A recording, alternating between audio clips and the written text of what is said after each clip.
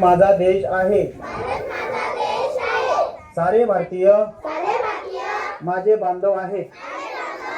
माझ्या देशावर माझे प्रेम आहे. माझ्या देशातल्या समृद्ध आणि विविधतेने नटलेल्या परंपरांचा मला अभिमान आहे.